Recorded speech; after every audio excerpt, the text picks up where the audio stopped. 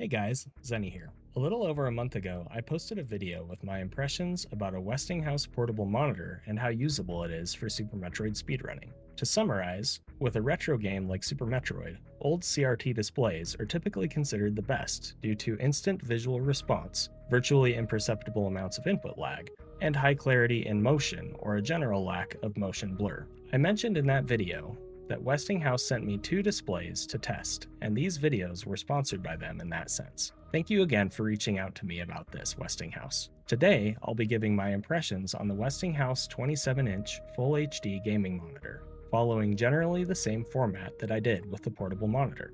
So let's get to it. Okay, so just like with the portable monitor, first thing we're going to do is the lag tester here. So again, this device essentially measures how much input latency you're going to experience on any given monitor. The portable monitor at the top had 4 milliseconds of latency. The middle was about 13. It was high 12s milliseconds. And then the bottom was just over 20 milliseconds. So with this display, which is a gaming monitor, so I would expect the numbers to be a little lower. We have 2.3-ish. The middle is about 9.6. The bottom is about 16.8. Okay. So it should be a little bit more responsive.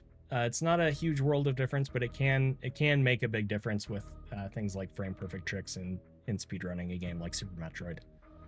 One thing to note is that this is a 27-inch display, but it is also 1080p. It's not a 1440p display. So that can make a difference also in, depending on what type of upscaler you use, how it's going to respond with the resolution that you sent to it. Okay, so here we're going to test the same rooms that we did with the portable monitor. The impressions that I had using this monitor are that it's definitely more responsive than the other one was. And I will say that the other one wasn't awful to play with anyway. The one thing that I will say is that the other monitor definitely made me struggle with things like frame perfect inputs. And that is something that was less noticeable on this monitor. There is still a little bit of a delay though. This room in particular, on the portable monitor, I missed that first jump a number of times, all in a row. But as you can see here, we are tending to get that first jump out of the room without issue. This was the frame perfect jump that I missed over and over with the portable monitor, which I'll show a brief example of here again.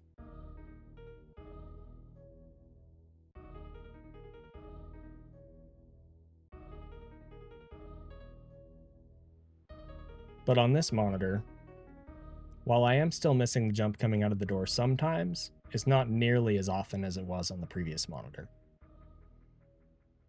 This would definitely be an easier transition from CRT.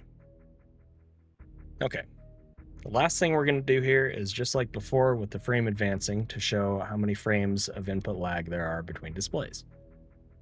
So you can see both monitors here, and then in the top left, on top, you have the Westinghouse display, and on bottom, you have the CRT.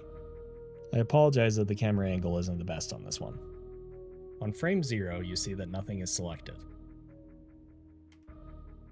On frame 1, it's registered on both displays. Here we are on the next selection. On frame 0, the missile icon is highlighted, and there is no X button being pressed. On frame 1, on the CRT, you can see that the X button has been pressed, and the super missile is fully illuminated. However, on the Westinghouse, you are just barely starting to see that the X button is being pressed, but the super missile has not been illuminated at all. On frame 2, the Westinghouse is caught up.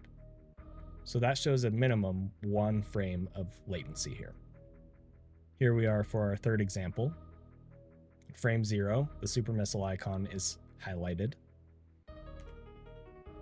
On frame 1, on the CRT, you can see that the X button has been pressed, and the power bomb is fully illuminated. However, on the Westinghouse, you can see the super missile is still fully illuminated. The power bombs are also starting to light up. They're not quite the same gray or brown color as the other icons, but they're not fully illuminated like the super missile either. And then on frame 2, the Westinghouse is fully caught up. So again, about 1 frame of latency. Here we are for our next example. In frame 0, the power bombs are fully illuminated. On frame 1, the CRT shows that the grapple icon is fully illuminated and the power bomb is not. The Westinghouse shows both icons more or less fully illuminated. And then on the next frame, it has caught up again. Here we are with our last example. Frame 0, the grapple icon is fully illuminated. Frame 1, the X-ray icon is fully illuminated. The grapple icon is no longer illuminated on the CRT. However, on the Westinghouse, while the X-ray icon does look more illuminated than the grapple still is showing a highlight on it. And then 1 frame later, it has caught up. So all in all, I would say this is a decent monitor to use for speedrunning if you have the right equipment. Almost any setup you find is going to have at least 1 frame of latency, especially when you factor in upscalers adding latency as well. Modern displays as of today will always have a disadvantage with motion blur, so that is a factor to consider. The Westinghouse 27-inch gaming monitor retails for $139.99, which is a great price if you aren't worried about it maxing out at 1080p resolution and being an IPS LCD display, as opposed to something like an OLED display. As with the portable monitor, it's not something that I would personally consider switching to as my main display for speedruns, but it could work in a pinch. Thank you again to Westinghouse for sending me these displays to try out, and thank you for watching.